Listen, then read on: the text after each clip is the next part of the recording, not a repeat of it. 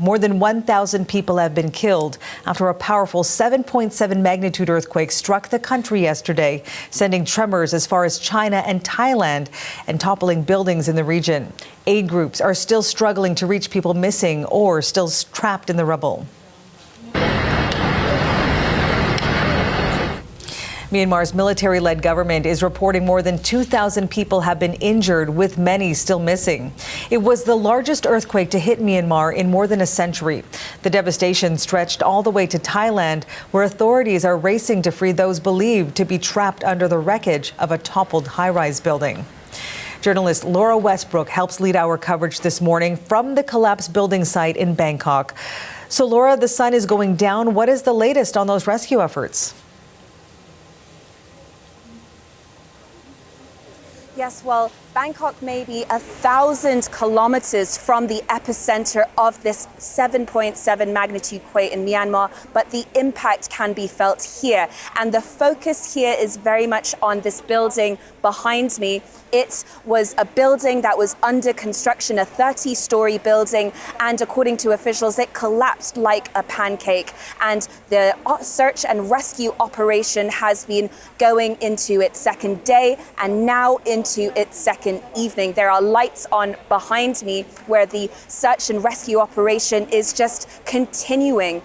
There has been excavators that have been coming in throughout the day, and they've been shifting debris to try and find those missing. Now, dozens remain missing, including reportedly some workers from Myanmar. We have had visits from officials here, including the Deputy Thai Prime Minister, and he has said that he will not give up hope. They are really working around the clock to try and find those who remain missing.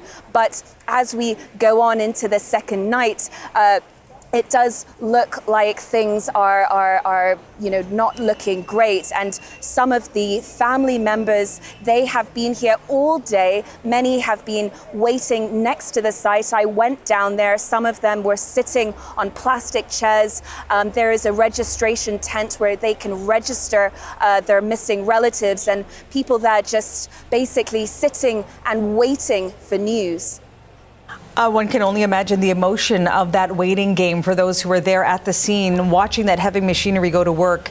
And we know there is that continued call for international help. What's the latest on that?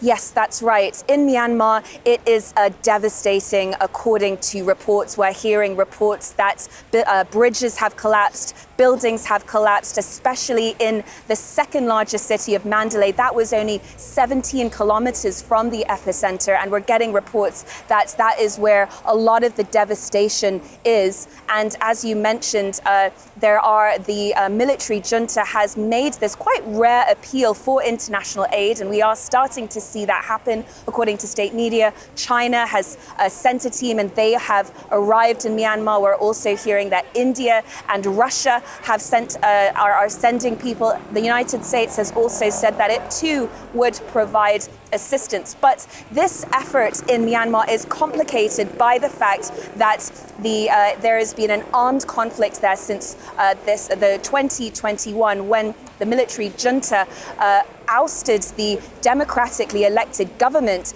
and since then there has been this armed conflict that, according to the United Nations, has 3 million people have been internally displaced. And aid agencies are also going into coordinating and going into Myanmar, but one of them, the Red Cross, has said that fresh and safe, clean water is extremely urgent, as well as housing. Last night, we were hearing that people in this city of Mandalay were sleeping in their cars or sleeping in the streets. We can only imagine what that must be like the second night in a row.